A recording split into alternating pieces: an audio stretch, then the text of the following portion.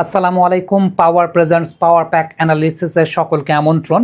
এই ভিডিওটাতে 2030 বিশ্বকাপকে কেন্দ্র করে ব্রাজিল কিভাবে তাদের গোলকিপিং এবং রক্ষণ ভাগটাকে সাজাবে এই দুইটা বিষয় নিয়ে কথা বলতে চাই। পর্যায়ক্রমে অন্যান্য ভিডিওগুলোতে মিডফিল্ড এবং আক্রমণ ভাগ নিয়ে কথা বলবো। তার আগে একটা বিষয় বলি, সত্যি কথা বলতে গত 10-12-15 বছর ধরে ব্রাজিল টিমটাকে আসলে আমি ব্রাজিল টিমের মতো দেখি না। কারণ যে সমস্ত প্লেয়ারদের জিনেই আসলে ব্রাজিলিয়ান বা সাউথ আমেরিকান জিনটা নাই, তারা আসলে বড় মঞ্চে ব্রাজিলকে ঠিকঠাক মতো রিপ্রেজেন্ট করতে পারেন না। ধরেন আমি একটা এক্সাম্পল এর আগেও আপনাদেরকে দিয়েছি। রোনাল্ডো নাজারিও যখন আসলে ইউরোপে খেলতে গেছেন, তার আগে তিনি টপ টায়ারের ফুটবলে 50টা ম্যাচ খেলে তারপর ইউরোপে খেলতে গেছেন। তার মধ্যে অলরেডি ব্রাজিলিয়ান জিনটা ছিল। ভিনিসিয়াস জুনিয়র তার ফুটবল ক্যারিয়ারের প্রথম 10 দিনে রিয়াল মাদ্রিদ তাকে নিয়ে চলে গেছে। সো ব্রাজিলিয়ান জিনটা ব্রাজিলের মতো করে আসলে গড়ে উঠতে পারে না এই সমস্ত প্লেয়ারদের। That is the reality. Brazilian football মানে রাস্তার football, street football, futsal kind of nature. Ronaldinho, Rivaldo, Ronaldo, Roberto Carlos, Cafu, তাদের মধ্যে যে বিষয়টা ছিল। এখন আমি জানি না আনচেলত্তি আসলে কতটুকু দল গঠন করতে পারবেন, বাট আমার একটা ব্যক্তিগত মতামতের জায়গা, সাউথ আমেরিকানরা সাউথ আমেরিকানদের মতো না তৈরি হলে আসলে সেই জায়গাটা জমে না, ওই জিনিসটা আসলে হয় না। ওকে, ব্রাজিলের পরবর্তী প্রজন্মের আপনি যদি গোলকিপিং এর চিন্তা করেন, আমরা জানি অ্যালিসন, বেকার কিংবা এডারসন, তাদের বয়সের ব্যাপারটা আমরা জানি এবং তারা নেক্সট বিশ্বকাপে ব্রাজিলের পরিকল্পনা থাকবেন না, সেটাও আমরা ধরে নিতে পারি। এখন তারা না থাকলে আসলে কারা কারা থাকবেন সেই জায়গাটায় যদি চিন্তা করি, তাহলে আল নাসেরের যিনি গোলকিপার আছেন তিনি সবচাইতে বেশি আলোচিত হচ্ছেন। বেন্তো, তার রিফ্লেক্স বেশ ভালো, ওয়ান অন ওয়ানেও বেশ ভালো পারফর্ম করেছেন, অলরেডি টপ টায়ারের লিগ খেলছেন বা টপ টায়ারের টুর্নামেন্টগুলোতে তিনি খেলছেন। সো তার ব্যাপারেই তাকেই আসলে এখন ব্রাজিলের 3 নাম্বার গোলকিপার হিসেবে ধরা হয় বা ইনিশিয়ালি তিনি আসলে থাকবেন। কিন্তু তার উপরেই ভরসা করে যে ব্রাজিল 2030 বিশ্বকাপে যাবে ব্যাপারটা সেরকম না, কারণ কন্টেন্ডার আরও অনেকেই আছেন। হুগো সুজার কথা যদি বলি, তাকে নিয়েও অনেক আলোচনা হচ্ছে যে তিনি হয়তো বা নেক্সট এই জায়গাটাতে একটা অনেক বড় ভূমিকা রাখতে পারেন। ক্যারেন্থিয়াসে তিনি খেলেন, পেনাল্টি শুট আউটে তার দক্ষতার জায়গাটা আমরা বেশ ভালো মতো দেখেছি। আপনি যদি আসলে লক্ষ্য করে দেখেন ওই জায়গাটা তো রিসার্চও করতে যান, সেই জায়গায় একটা বিষয় দেখবেন। তবে ব্রাজিলের আমি যদি বলি লং টার্ম গোলকিপার হিসাবে আরও দুজনকে চিন্তা করা হচ্ছে। একজন তো মাইকেল, তিনি আছেন, তাকে আমরা খুব রিসেন্টলি দেখেছিলাম, যেটা আন্ডার 23 সাউথ আমেরিকান চ্যাম্পিয়নশিপ, সেইখানে ব্রাজিলের প্রতিনিধিত্ব তিনি করেছেন এবং সেখানে বেশ ভালো গোলকিপিং তিনি করেছেন। বল ডিস্ট্রিবিউশন, ফুটওয়ার্ক, সব কিছু মিলিয়ে তাকে সেই জায়গাটাতে দেখা গেছে যে বেশ ভালো পারফরমেন্স তিনি করেছেন। তবে আরেকজন গোলকিপার আছেন ইয়াং মোরেয়াস, 6 ফিট 7 ইঞ্চি উচ্চতা, 6 ফিট 7 ইঞ্চি উচ্চতা। এরিয়াল বলগুলোতে তার বেশ দক্ষতার জায়গা আছে এবং মোরায়েসকে নিয়েও কিন্তু ব্রাজিল পরবর্তী সময়ে পরিকল্পনা করতে পারে। অলরেডি সাও পাওলোতে তিনি খেলছেন 6 ফিট 7 ইঞ্চি। সো এই উচ্চতাটা কিন্তু আসলে অনেক উচ্চতা, এই উচ্চতার একটা অ্যাডভান্টেজের জায়গাটাও আছে। এবং ব্রাজিলে এখন গোলকিপারদের নাম যাদের উচ্চারিত হচ্ছে, যেহেতু ওই যে বললাম ব্রাজিলিয়ান জিনের কথা একটা আমি বলি, সাও পাওলোতে খেলছেন, 6 ফিট 7 ইঞ্চি তার উচ্চতার জায়গা রয়েছে, তাকে হয়তোবা কার্লো আনচেলত্তি দেখতে পারেন সামনে।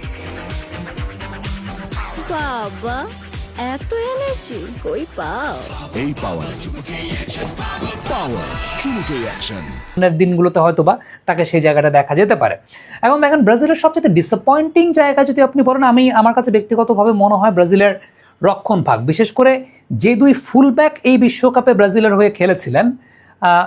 আমি সত্যি কথা বলতে যাদেরকে দেখেছি, কার্লোস, কাফু, ইভেন তার পরবর্তী পর্যায়ে ওই টিমটাতে সিসিনহো যে সাবে নামতেন, মানে ওই লেভেলের প্লেয়ারও আসলে আমি কাউকে দেখিনি। মাইকন, তারাও তো বেশ ভালো, মাইকন বা মার্সেলো, তারাও তো বেশ ভালো লেভেলের প্লেয়ার ছিলেন। ইভেন সেন্টার ব্যাক পজিশনে মার্কুইনোস মিস্টেক করেছেন, Gabriel definitely he performed well, but তারপরও আমার কাছে মনে হয় যে গ্যাব্রিয়েল যদি কখনো ভুল করে থাকেন, স্যালিবা যেরকম দেখা যায় যে লিগে তাকে কমপ্লিমেন্ট বা কম্পেনসেট করার জন্য থাকেন, এই জায়গাটাতে ওই রকম আসলে আমি পাই নাই মানে ব্রাজিলের এই টিমটাতে, সত্যি কথা বলতে।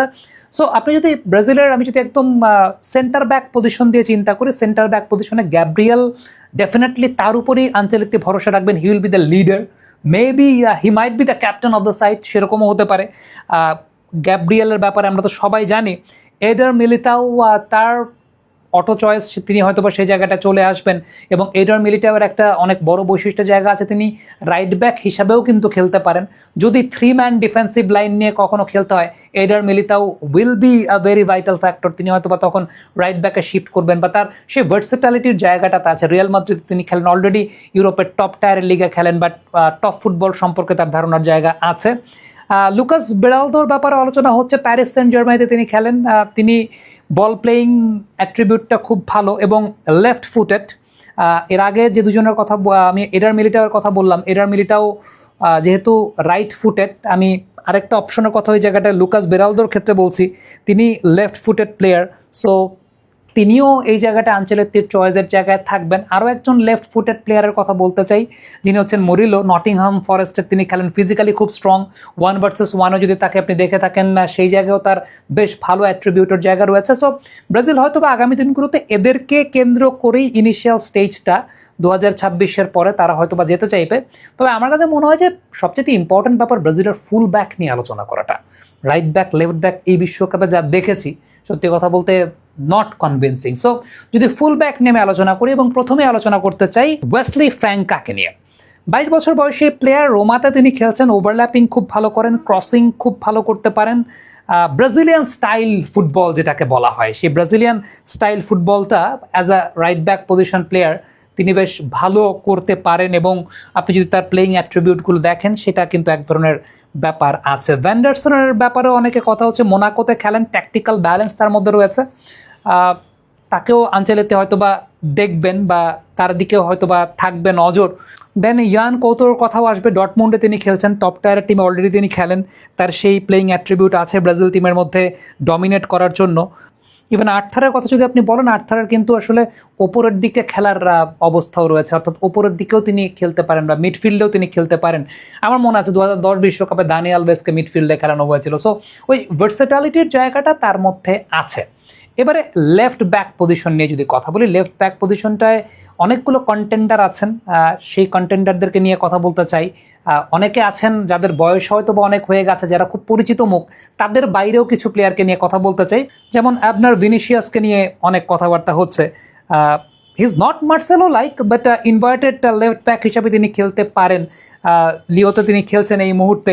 এরকমও শোনা যায় যে রিয়াল মাদ্রিদের রাডারেও নাকি তিনি আছেন। আই এম নট শিওর যে রিয়াল মাদ্রিদের রাডারে তিনি আছেন কিনা, বাট তার প্লেয়িং অ্যাট্রিবিউট ভালো, তিনি ব্রাজিলের হয়ে খেলতে পারবেন, বা তার সেই খেলার অপরচুনিটির জায়গাটা আছে।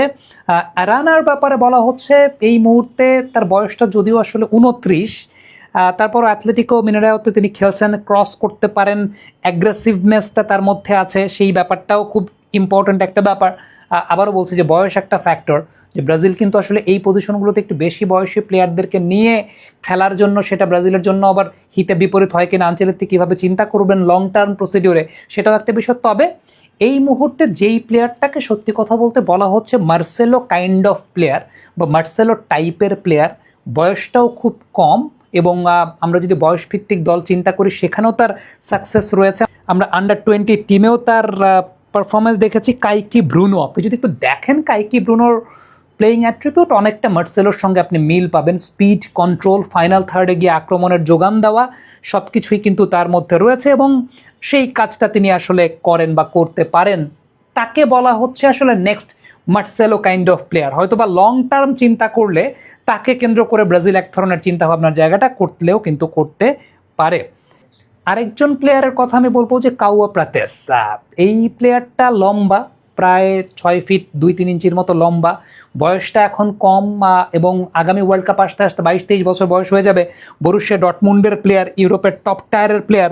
সো তারও একটা অনেক বড় সম্ভাবনার জায়গা আছে ইন ফিউচার ব্রাজিলকে বেশ ভালো সার্ভিস দেওয়ার জন্য। এছাড়াও কার্লোস আগুস্তার মতো প্লেয়ার আছেন, ইন্টার মিলানে খেলছেন, বাট বয়স 27 বছর। আমি জানি না যে নেক্সট ওয়ার্ল্ড কাপকে কেন্দ্র করে চিন্তা করলে আসলে, হ্যাঁ ইনিশিয়ালি তো অবশ্যই তারা থাকবেন সেই জায়গাটাতে, বাট খুব ইম্পর্টেন্ট যে ব্যাপারটা সেটা হচ্ছে আপনি যদি মানে ব্রাজিলিয়ান স্টাইল, তার সাথে স্পিড, বয়স, সব কিছুকে যদি একটু কোলাপ করতে চান, আপনি এই ওয়ার্ল্ড কাপে যেরকমভাবে আসলে দেখলেন যে কুকুরিয়া বলি, কিংবা কুবারসি বলি, লামিন ইয়ামান বলি, তারা যেভাবে ডমিনেট করেছেন, আনচেলত্তি যদি আসলে সেইভাবে চিন্তা করেন, ইয়াংদেরকে ওইভাবে ফোকাস করতে চান, তাহলে বেশ কয়েকটা নাম কিন্তু আসলে সেই জায়গাটা এসেছে। সো ওভারঅল যদি আমরা একটু দেখি, ওভারঅল যদি একটু দেখতে চাই যে আসলে কোন কোন প্লেয়ার আছেন গোলকিপিং এন্ড থেকে শুরু করে তাদের বয়স অনুযায়ী, সেন্টার ব্যাক পজিশনে যারা আছেন তাদের বয়স অনুযায়ী, লেফট ব্যাক পজিশনে যারা আছেন তাদের বয়স অনুযায়ী, রাইট ব্যাক পজিশনে যারা আছেন তাদের বয়স অনুযায়ী আপনি যদি একটু গ্রাফিক্যাল কার্ডগুলো দেখেন, তাহলে এটা দেখলে আপনি মোটামুটি বোঝা যাবেন যে